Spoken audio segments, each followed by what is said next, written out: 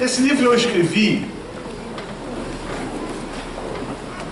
depois que eu comecei a observar um número enorme de adolescentes e jovens afastando-se da comunhão dos santos e da igreja. E fui ver algumas pesquisas e dentre elas achei uma interessantíssima que afirma que aproximadamente 70% dos adolescentes e jovens que entram na universidade se desviam. E a discussão quanto ao afastamento desses, eu não quero entrar no mérito se pode ou não pode cair da graça, não é essa a minha proposta, mas a proposta de crianças, ou melhor, de adolescentes, que foram criados enquanto crianças da igreja que chegam à universidade e não querem mais. A discussão que alguns têm trazido é de que o problema é da igreja. Alguns chegam a afirmar que se deve ao fato da escola bíblica dominical encontrar-se em estado de declínio em todo o país. Há outros que jogam a culpa para os pastores que não têm capacitado os membros de suas igrejas. Mas ainda que eu entenda que fatores como estes também sejam preponderantes e importantes no afastamento de alguns dos nossos adolescentes da igreja, eu entendo que esses fatores não são os principais. A gente se prepara para tudo na vida. Para tudo.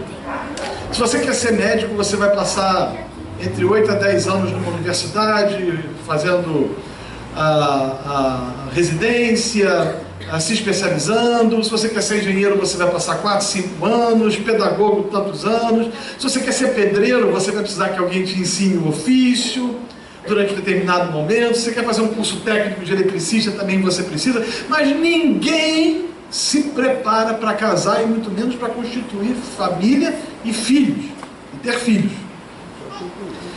E o fato de nós termos inúmeros problemas nos nossos casamentos e nas nossas relações familiares, conjugais e com os filhos, se deve ao nosso despreparo em lidar com determinadas situações. Primeiro, nós somos um povo que lê muito pouco.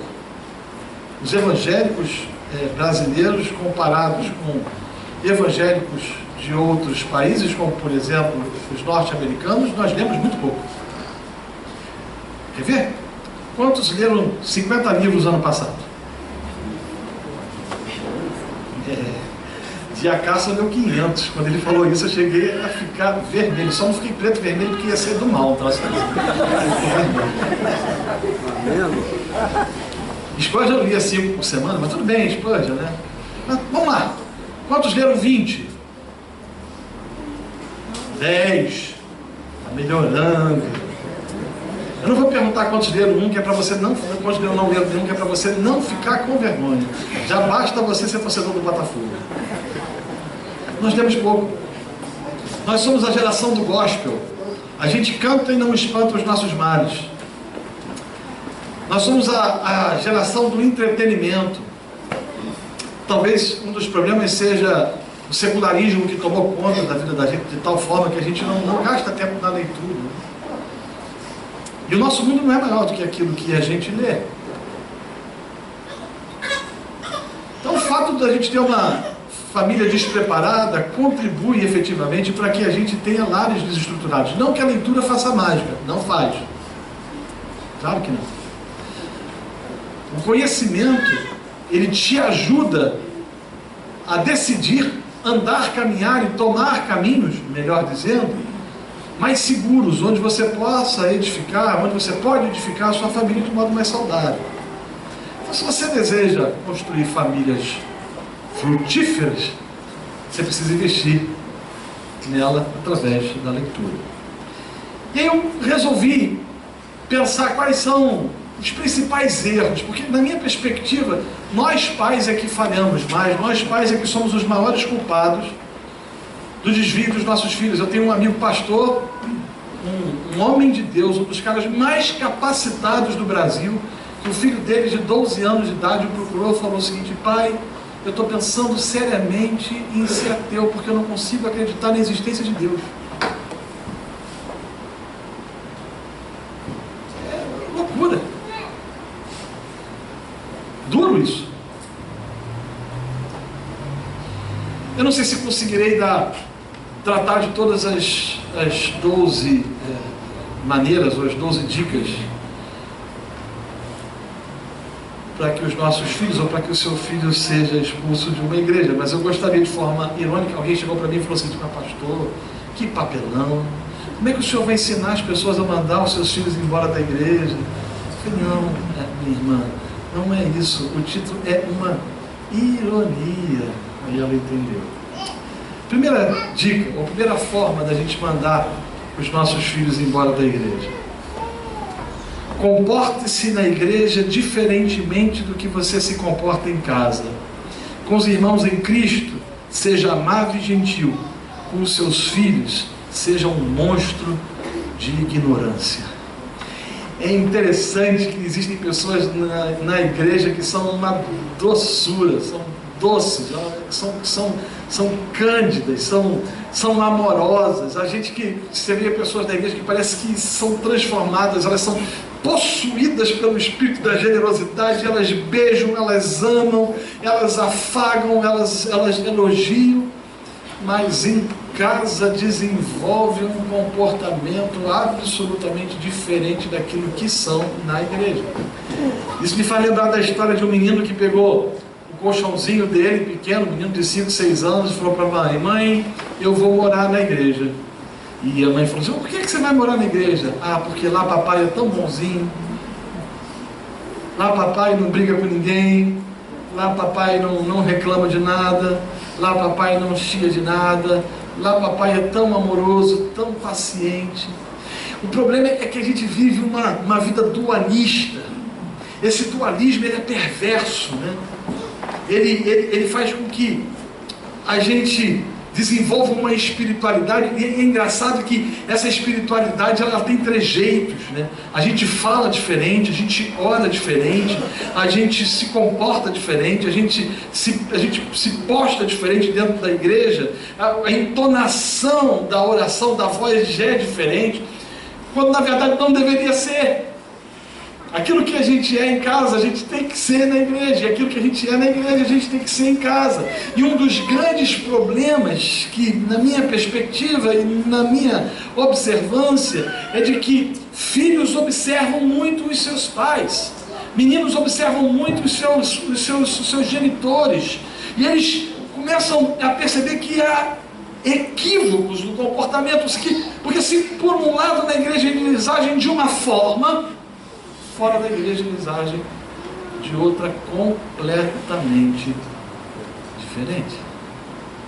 Então, se você quer expulsar o seu filho da igreja, seja doce e gentil com os da comunidade da fé e um monstro de ignorância com os seus filhos. Essa dureza, às vezes, essa impaciência que a gente vive no nosso tempo hoje é muito complicado, né? A gente vive de fato numa sociedade muito estressante, a gente vive numa correria muito grande, e a gente, sem que se dê conta, a gente às vezes é áspero demais com aqueles que nos são caros, aqueles que são importantes para a gente. E aí a gente entra num frenesi louco e esquece de dedicar tempo à família, e por conseguinte, quando os filhos resolvem ou tentam de alguma forma exigir de nós ou pedir a nós um pouco do nosso tempo, nós o rejeitamos, isso de forma áspera. Gente, deixa eu dizer uma coisa para você: a vida é efêmera. Eu li um booklet, eu não sei se os pastores lembram o nome do autor dele, me foge a memória, um livreto fantástico, chamado o seguinte: Se Eu Começasse a Minha Família de Novo. Já leram esse livro? É de um pastor, um senhor, um ancião com mais de 80 anos de idade. E ele escreveu um livretinho que ele dizia o seguinte: que se ele começasse a sua família de novo, a primeira coisa, uma das primeiras coisas que ele mais faria com os seus filhos seria rir com eles. Você já se deu conta que a gente ri pouco? Que a gente briga demais? Não faça isso, menino, não mexa aquilo, não mexa naquilo. Olha a bagunça, eu arrumei, eu fiz aquilo, olha aquilo. Já percebeu que nós lidamos com os pequeninos de uma forma, às vezes, dura demais? Eu não estou dizendo que você não pode e nem deve impor limites. Limites são importantes, eu falo isso no livro. Mas o que eu digo também é que nós precisamos desenvolver uma espiritualidade onde a cumplicidade, onde o relacionamento se faça presente, onde a vida seja frutífera, não porque você foi destinado a ser frutífero por uma ordem imperiosa religiosa, mas porque você é frutífero ou deseja abençoar o seu filho ou a sua filha com relacionamentos espontâneos, porque Deus fez com que você naturalmente assim fosse. Segundo lugar, ou segunda maneira da gente expulsar os filhos da gente da igreja, é nunca orar por eles, nem tampouco com eles. Tem pais que não oram com os seus filhos.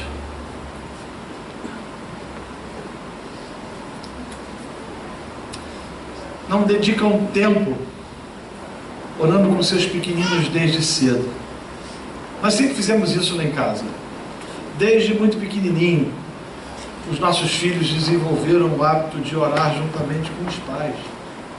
Orar pela refeição, orar pela providência, orar pelo livramento, louvar a Deus pelo lazer, bendizer ao Senhor pelo cuidado dele. Meus irmãos, os puritanos tinham uma frase que eu acho fantástica. Eles diziam o seguinte: que fazer a obra de Deus sem oração é prepotência e arrogância. E eu vou fazer uma pequena modificação nessa frase. Tentar educar filhos sem oração é loucura. Nós precisamos orar com eles, orar por eles, ter experiências com o Espírito Santo de Deus juntamente com eles, experimentar da graça, da bondade, do eterno juntamente com eles, chorar na presença do Senhor com eles. Isso faz com que os nossos filhos tenham uma alma encharcada pelo desejo de estar diante do Senhor. Hoje, quando eu vejo, por exemplo, os meus filhos espontaneamente no Facebook, no Twitter, no Instagram ou qualquer rede social, colocando um versículo bíblico ou falando uma palavra de louvor, de agradecimento a Deus, isso me faz um bem enorme.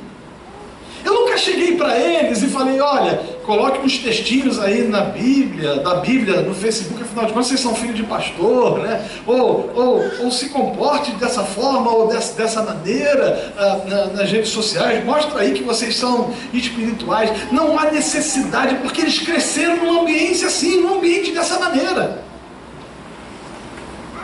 Eles cresceram entendendo, compreendendo de que tudo vem de Deus, que tudo é para Deus, que a glória é de Deus, que Deus é o fundamento das nossas vidas, que nós só estamos vivos por causa do eterno, de que o Senhor é a razão de nós termos saúde, de que o Senhor é o motivo de nós termos o pão nosso de cada dia, de que o Deus Todo-Poderoso é aquele que supre as nossas necessidades. Ore com o seu filho, porque se você não orar com o seu filho, você está dizendo para o seu filho de que Deus não é importante para você.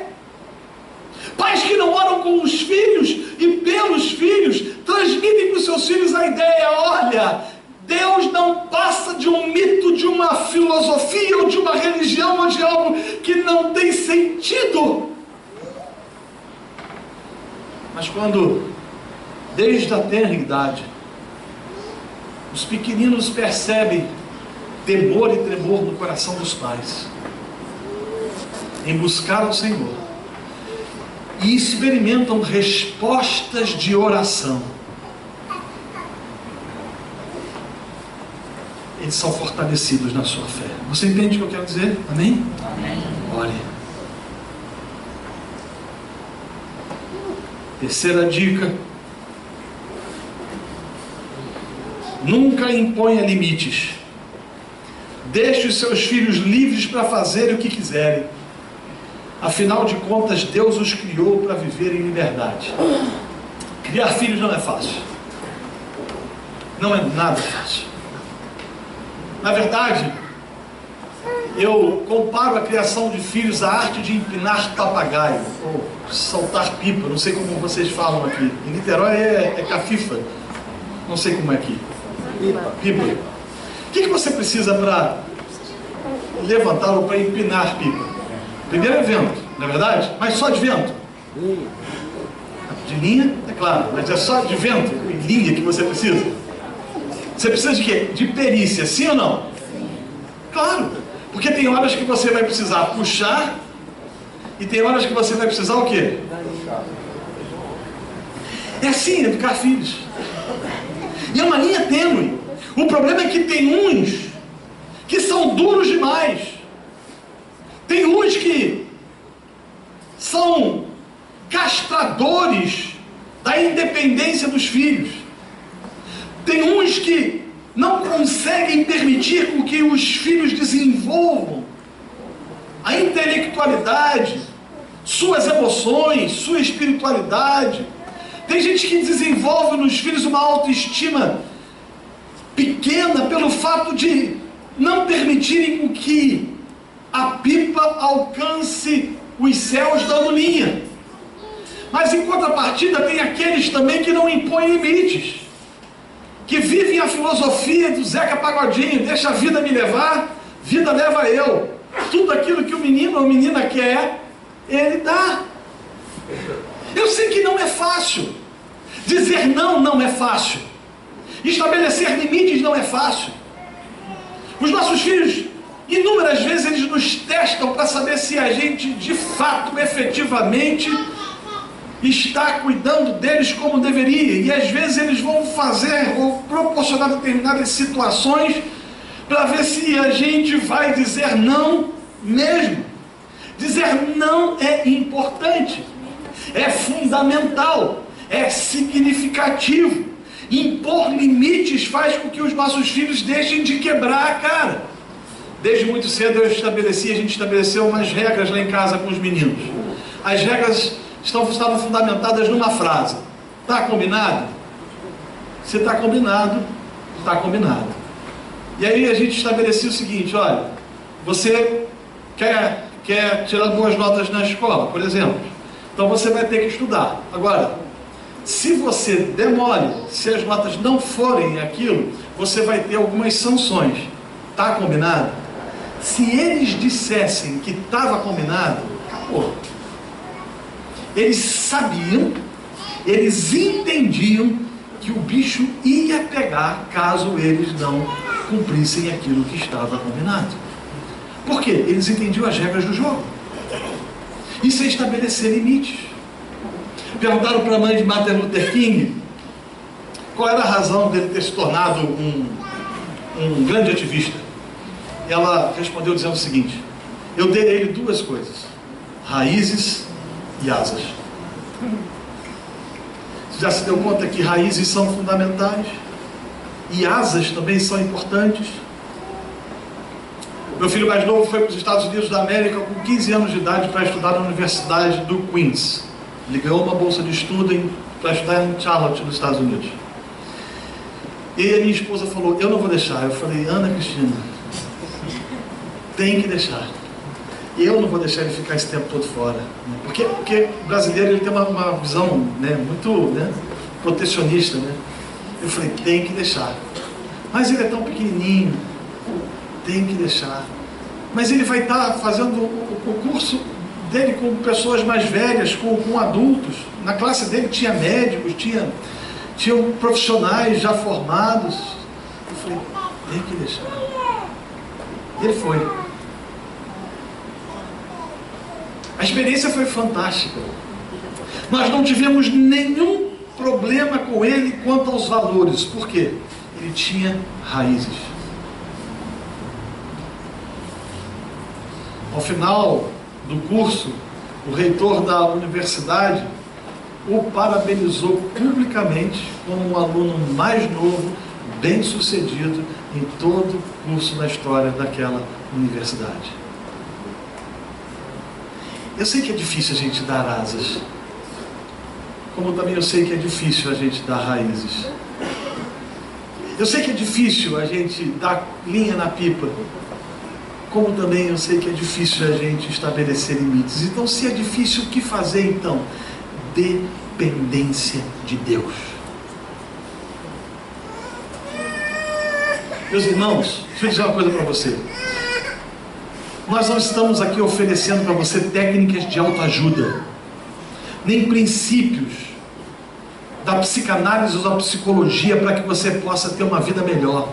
Nós estamos dizendo para você aqui princípios bíblicos fundamentados nas Escrituras, e as Escrituras nos ensinam que nós devemos depender de Deus em oração o tempo todo. É responsabilidade sua orar pelo seu filho, é responsabilidade sua interceder por ele diariamente, é responsabilidade sua pedir ao Senhor direção quanto ao futuro, ou quantos passos, ou quantas tomadas de decisão que ele precisa ter, enquanto ele é incapaz de tomar a decisão por si só. É responsabilidade sua colocar os seus joelhos no chão e clamar ao Deus eterno que dirige a sua vida e família.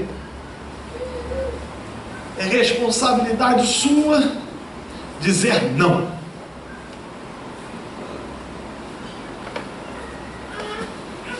É responsabilidade sua impor limites.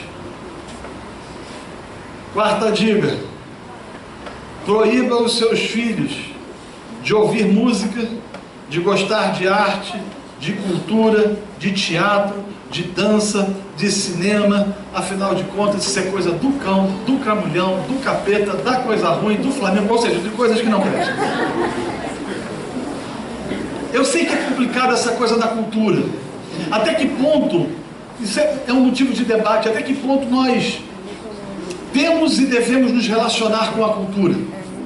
Até que ponto nós devemos e temos que nos relacionar com a cidade, com a sociedade? Quais são os limites? Mais uma vez, nós precisamos estar ligados ao Senhor em oração. O problema de muitos é que, em nome de uma espiritualidade dualista,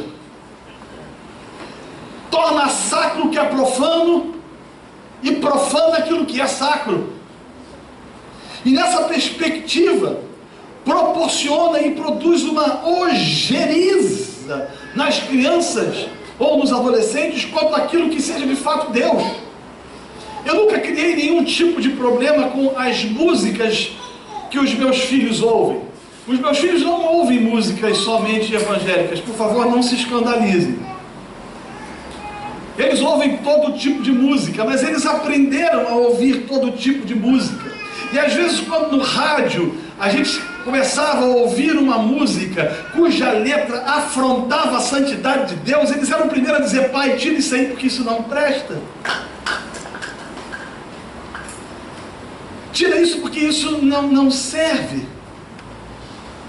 A gente tem a capacidade de demonizar algumas coisas. Há pouco eu fiquei sabendo de uma igreja, pasmem, muito rica, que em nome da santidade resolveu fazer uma padaria. Compraram todos os equipamentos necessários para fabricarem pães. Mas o objetivo deles não era alimentar pessoas com um custo mais barato, ou até mesmo servir os próprios membros da igreja. Eles gastaram milhares de reais porque eles queriam fazer um pão santo para servirem na ceia do Senhor.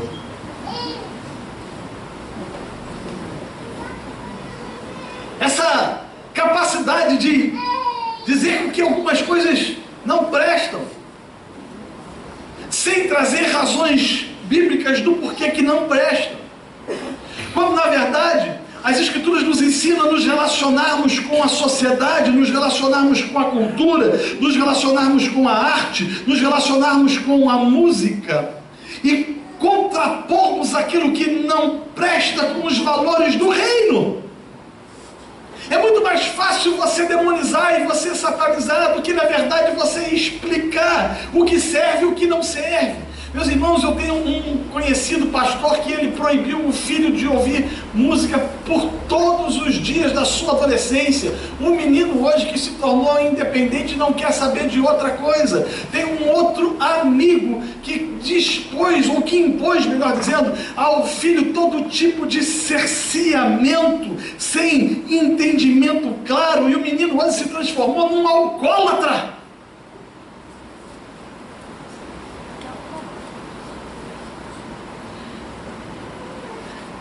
Nem sempre a gente tem que proibir.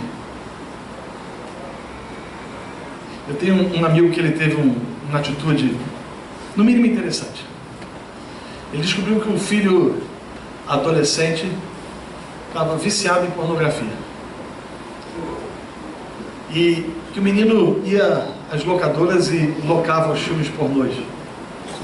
Ele descobriu vários desses filmes pornôs no quarto do menino. E ele resolveu fazer algo, no mínimo estranho, talvez louco. Um dia desses ele foi, entrou no quarto do menino, pegou um daqueles filmes, chamou o menino para a sala, falou assim, vamos assistir um filme juntos? E botou o DVD. Quando o menino viu a cena, ele falou assim, não pai, mas você vê isso sempre? Eu quero ver com você. Não, mas eu quero ver com você. Se você não quer ver comigo, por quê? Qual é o motivo que você não quer ver comigo? E aí eles começaram a dialogar. E depois daquele dia nunca mais o menino fez isso. O que eu estou dizendo é que pais precisam dialogar com filhos. Não é o cuidado boquinha no que fala, cuidado olhinho, ou música maldita. Já viu essa música? Cuidado boquinha no que fala, cuidado olhinho no que vê.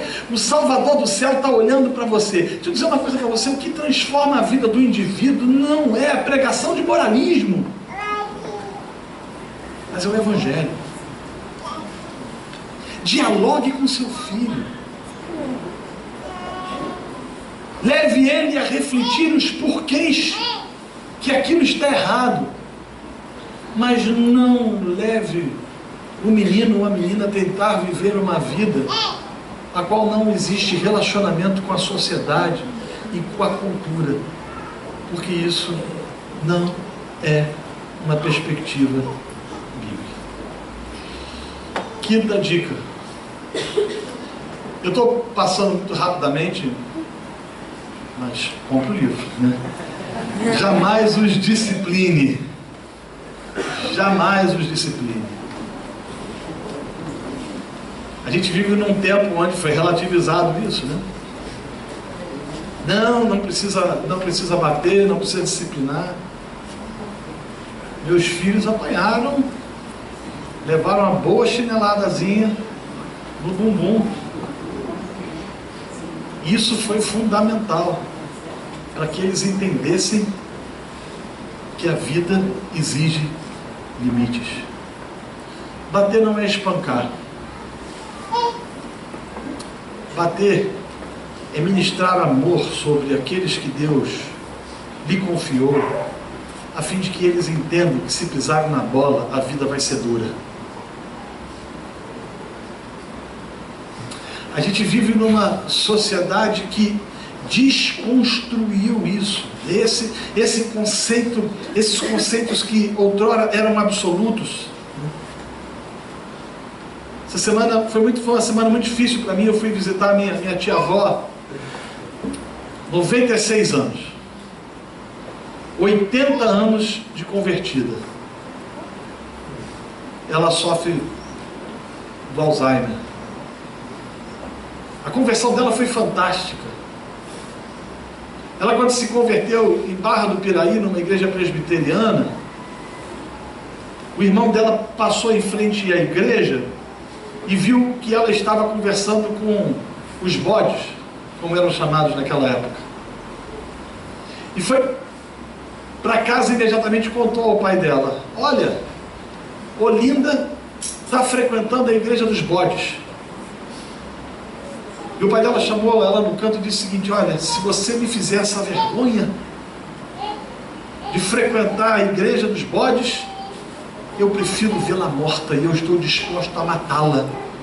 do que afrontar a Santíssima Virgem Maria e aquela história toda no interior há 80 anos atrás. Pois ela manteve-se firme no Evangelho e mais, tornou-se a pregadora do Evangelho para toda a família, formou-se em medicina, seus pais ouviram o Evangelho, seus irmãos ouviram o Evangelho, alguns destes se converteram, seus sobrinhos, uma quantidade enorme de pessoas ouviu o Evangelho. Ela cantava nas reuniões de oração com o saudoso reverendo Antônio Elias. E eu, quando pequeno, ela me levava para a escola bíblica dominical, 6, 7 anos de idade. E quantas vezes ela teve que ser dura comigo, firme, brincar severamente, impor disciplina, para que eu lá estivesse. Quando eu estive lá na casa da filha dela dessa semana, eu lembrei da firmeza, da sua firmeza para comigo. Que talvez, se não tivesse sido assim, eu não tivesse permanecido nos caminhos do Senhor. E aí aconteceu uma coisa fantástica. Minha irmã perguntou: vó, você lembra de fulano? Ela: não. Lembra de ciclano? Não. E aí perguntou para ela: você lembra de Jesus? Ela soltou uma gargalhada e disse: o meu Salvador.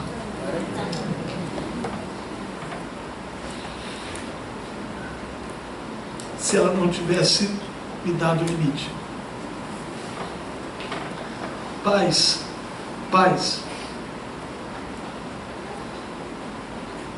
não tenham medo de fazer o seu filho chorar.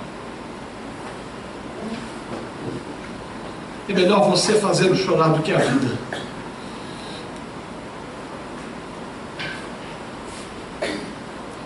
Disciplinos. Sexta dica: jamais seja carinhoso com eles. Seja rígido em todos os momentos da vida. Eu tenho que me policiar muito disso, porque eu tenho uma vida muito ativa. A minha esposa brinca comigo, fala que eu sofro de DDA, porque eu tenho uma capacidade enorme de correr para lá e de fazer um bocado de coisa ao mesmo tempo. Um dia eu estava no gabinete pastoral e eu resolvi mandar um torpedo para o João Pedro, meu filho mais velho, ele era menor. E eu mandei um bocado de palavras elogiosas para ele. Eu falei: João, você é um cara maravilhoso, você é meu amigo, você é 10. Eu comecei a elogiar ele e ele respondeu um torpedo, por torpedo via celular, dizendo: pai, eu gostei. Eu falei: esse menino precisa ser afirmado, ele precisa de elogio. Eu falei para a secretária: dá um break, por favor, nos atendimentos pastorais, pede 30 minutos aí que eu preciso conversar com o João Pedro via torpedo. Ela não entendeu absolutamente nada. E eu fiquei mandando torpedo para ele, falando, afirmando, dizendo o quanto eu amava, o quanto ele era importante para mim, expondo a ele as minhas fraquezas, as minhas incapacidades, o quanto que eu desejo ser um bom pai. E ele respondendo, ele replicando aquilo dali. E aí eu comecei a entender que falar bem faz bem. A gente fala mal demais. E a gente tem péssimo hábito de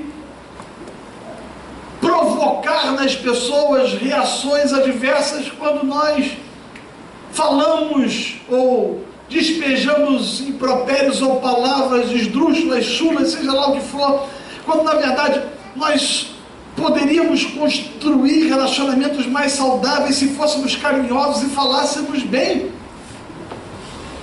Deixa eu te fazer uma pergunta. Qual foi a última vez que você falou coisas boas para o seu filho? Segundo lugar, faça uma introspecção. Será que ultimamente você tem brigado mais ou elogiado mais? Será que a casa tem sido mais importante, falando isso para as mulheres? Tem sido mais importante para você do que o seu filho? Eu sei que é complicado. Ser mulher não é fácil. A mulher ela tem tripla jornada, na maioria das vezes. Ela precisa ser uma excelente dona de casa. Ela precisa trabalhar fora para ajudar o marido na provisão da sua família. E à noite ainda tem que ser top model. É duro. Eu sei que é duro. Os homens têm uma capacidade enorme de fazer bagunça. Eu estava pregando numa conferência de casais na primeira igreja batista de Niterói, e eu terminei de falar, veio uma senhora, seus 80 e poucos anos de idade, ela veio: pastor, vim lhe comunicar depois da sua mensagem que eu vou me separar daquele velho. Eu falei: o quê? São 60 anos casado com aquele velho, ele não para de dançar, jogar toalha molhada em cima da cama. Cansei, vou embora. Assim, pelo amor de Deus, eu não quero carregar essa culpa. Homens são complicados, a gente sabe disso. Homens não valorizam pequenos detalhes, as mulheres valorizam. A mulher, ela compra um pano de prato, ela bota na mesinha da cozinha, e ela arruma de um jeito, arruma de outro, e olha, fala: tá bonitinho, não tá, pergunta a opinião, a gente não tá nem aí. Aí o cara chega cansado do trabalho ou do futebol, o paninho de prato ele pega e fala assim: uff! Ela quase morre. É complicado. Mulheres cortam uma franjinha, um dedo, e chega para você e pergunta: reparou? Reparou o quê?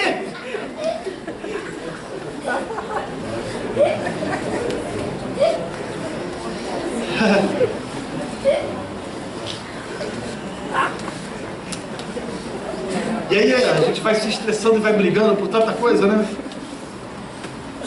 E aí a gente se estressa com os filhos. Vocês vão lembrar da história do cara que foi para o trabalho e levou uma bronca do chefe daquelas bravas, daquelas terríveis. Ele falou assim: hoje eu perco o emprego. Volta para casa arrasado, ele chega em casa, a esposa briga com ele porque ele fez alguma coisa errada. Ele estressado, ouve o desaforo do filho adolescente que fala uma coisa que não deveria, pisa no rabo do cachorro, o cachorro morde a perna do miserável. A gente vai, às vezes, descontando nos filhos da gente aquilo que a vida fez da gente. E aí a gente perde a doçura, se torna rígido demais, a ausência de elogios, a ausência de afeto, a ausência de carinho, a ausência de beijo. Quando os meninos eram pequenos, eu falava muito para eles: eu te amo, eu te amo, eu te amo. Aí teve um dia que eu chamei os dois, eu falei assim: vem cá que eu quero falar uma coisa para você. Ah, sei, vai falar de novo que me ama. Mas você já se deu conta que isso ajuda você a construir uma família mais saudável?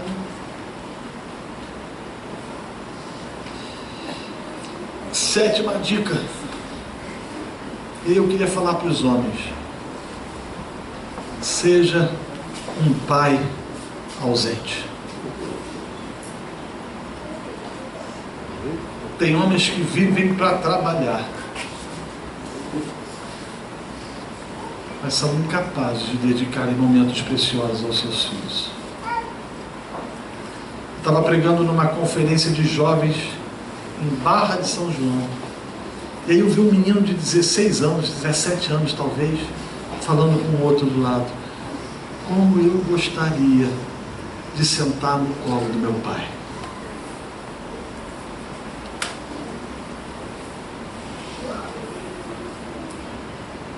A figura masculina ela é importante. O homem, ele é a figura da lei. A gente tem tido uma inversão de papéis hoje. Homens bananas.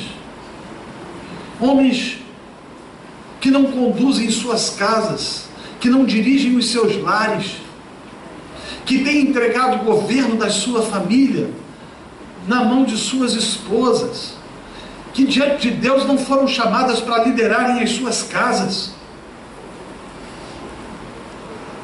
Há uma distorção de valores. Homens que não lideram a sua família em oração, não levam a sua família à casa de Deus.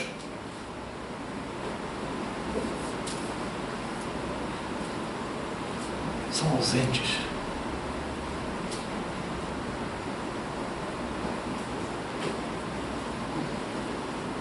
Ausentes. Eu escrevi um livro chamado Sim é Possível, seja um agente transformador da sua família. Esse livro eu escrevi para homens. Eu tenho a impressão que Deus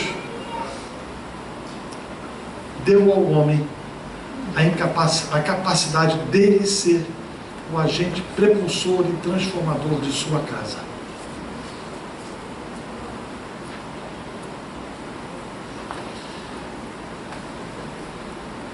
Qual foi a última vez que você jogou bola com seu filho? Qual foi a última vez que você foi ao cinema com ele? Qual foi a última vez que você chutou o balde e falou: o meu tempo é exclusivamente seu?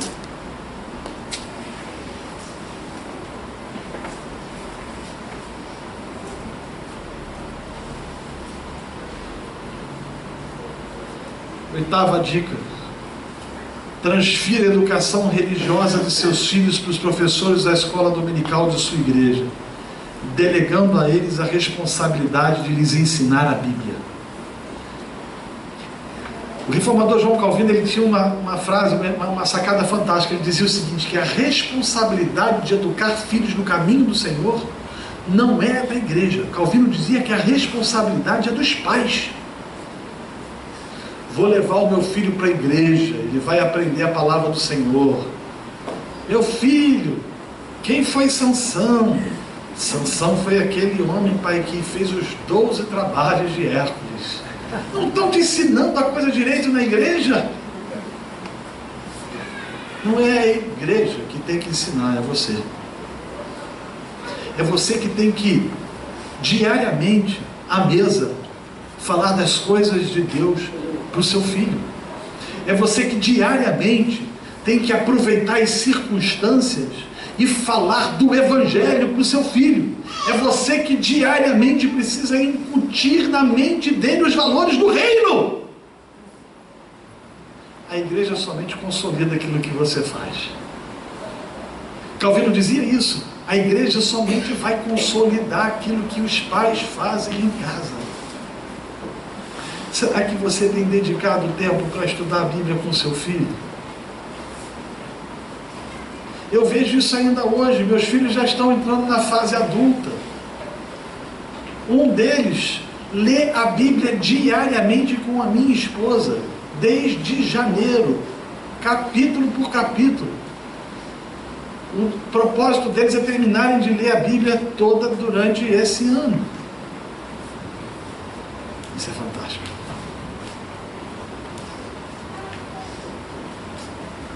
Isso é fantástico. Nona dica: brigue por tudo. Discuta por tudo.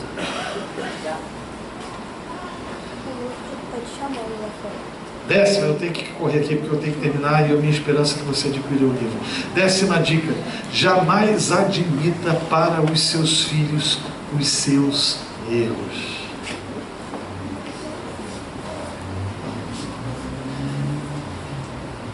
A gente erra. E erra muito. Eu tenho entendido uma coisa. Não sei se os pastores vão concordar comigo, acredito que sim. Mas acho que quanto mais próximos do Senhor nós vamos ficando, mais miseráveis nós nos sentimos. Mais incapazes. A luz penetra nas nossas vidas e nos mostra nosso estado de putrefação. E a gente chora diante do Eterno e fala: ó Senhor, tem misericórdia e nos ajude a construir famílias saudáveis. E é quando a luz vem, a gente tem um sentimento de fraqueza e não nos resta outra coisa a não ser chorarmos diante de Deus, diante do Eterno, e às vezes chorarmos diante daqueles com que nós nos relacionamos diariamente e pedir perdão.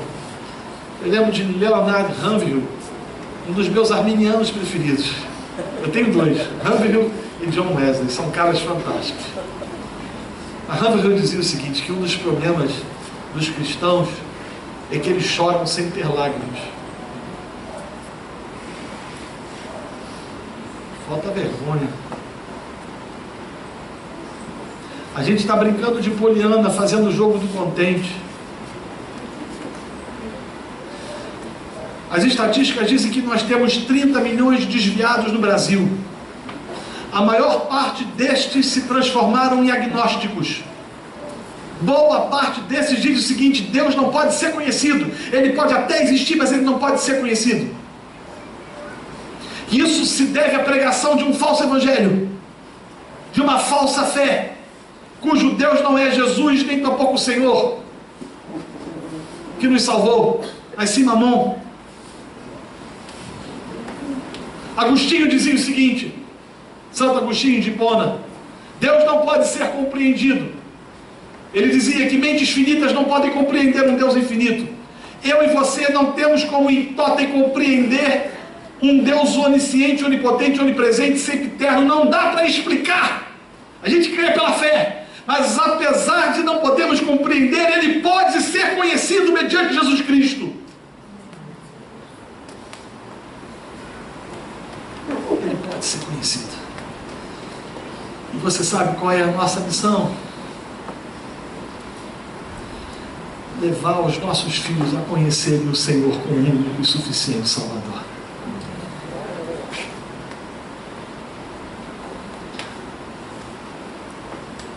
A herança que podemos deixar para eles é Cristo. É Cristo. Desce na primeira dica. Jamais dialogue com eles e imponha sobre eles a sua, entre aspas, soberana vontade. Às vezes no diálogo a gente entende que a gente está errado em algumas coisas. E quantas vezes eu descobri que eu estava errado em algumas posturas e algumas decisões ou algumas ações com os meus filhos. Não foi uma, duas, nem 3 vezes, mas foram muitas vezes. Eu sei que eu vou errar ainda tantas outras, mas eu tenho aprendido que filhos também têm muito a nos ensinar. E que às vezes Deus, da sua soberania, vai usá-los para nos corrigir, nos admoestar e quebrantar a nossa alma. E por fim, entregue os seus filhos para serem educados pela televisão, pela internet. As redes sociais são um problema grave.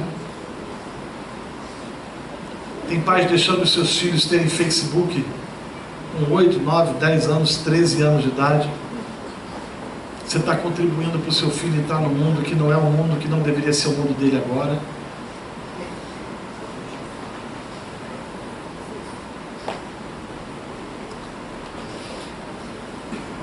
Você está permitindo que os ensinamentos desse mundo relativista tomem conta da vida dos seus pequenos, dos seus meninos e daquele que Deus lhes confiou. Preste atenção. Deus confiou os seus filhos a você. E grande responsabilidade é essa. Eu não sei quanto tempo eu vou viver. Não sei se eu vou chegar à terceira idade. Talvez eu morra amanhã. Mas a minha herança para os meus filhos é o Evangelho.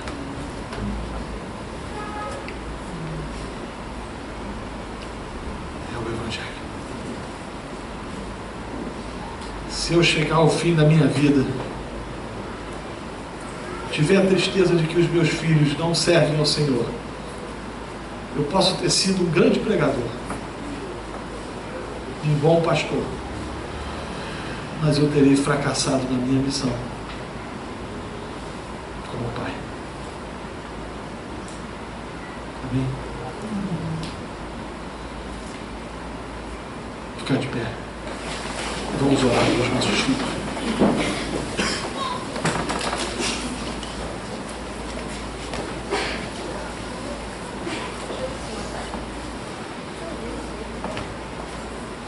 Eu estava pregando em Campo Grande, e aí veio uma senhora de uma determinada comunidade aqui no Rio de Janeiro, já não lembro mais o nome, e ela chorava. Ela falou o seguinte: pastor, ora pelo meu filho, ele tem 13 anos, ele foi arregimentado pelo tráfico, todo dia está morrendo um, pastor. Nós somos um grupo de mães e de avós que não aguentamos mais enterrar os nossos filhos. Nossos filhos precisam do Evangelho. Do Evangelho. Porque se o Evangelho vir sobre a vida dos nossos filhos, eles nunca mais serão as mesmas pessoas. Oremos. Ó Deus, nós te louvamos pela tua graça. Há pais e mães aqui, avós, tios, há jovens que ainda não geraram filhos. Ajuda-nos a criar os nossos filhos com temor e tremor. Ó Deus, nós não queremos que os nossos filhos façam parte dessa triste estatística de meninos e meninas que frequentaram uma igreja que hoje não frequentam mais e que estão chafurdando no pecado. Nos livre, Deus amado, dessa tristeza. Mas nos conceda a alegria de, mediante o nosso testemunho cristão e a pregação do Evangelho, de vermos os nossos filhos e netos salvos. De vermos os nossos filhos e netos ávidos e desejosos de servir ao Senhor no mundo mau, no mundo perverso, no mundo relativista, mas no mundo também onde a graça do Senhor tem sido derramada sobre aqueles que te invocam. Quero te louvar, ó Deus, pelo privilégio que temos de ter ouvido o Evangelho. É a única mensagem capaz de nos transformar. Obrigado pelas Escrituras, é somente por ela que nós podemos educar filhos de forma saudável. Perdoa os nossos pecados. Perdoa as nossas falhas. Em nome de Jesus. Amém. Eu queria só te dar uma sugestão, se o pastor aqui me permitir, 30 segundos. Durante esses dias, reflita e pense, você que é pai, avô, se não é um momento ou por alguma circunstância haja necessidade de você pedir perdão ao seu filho por alguma coisa errada e orar com ele. Deus vai ser glorificado. E a graça do Senhor vai vir sobre a sua família. E você vai ser abençoado pelo poder do Deus eterno. Que o Senhor te abençoe rica e abundantemente.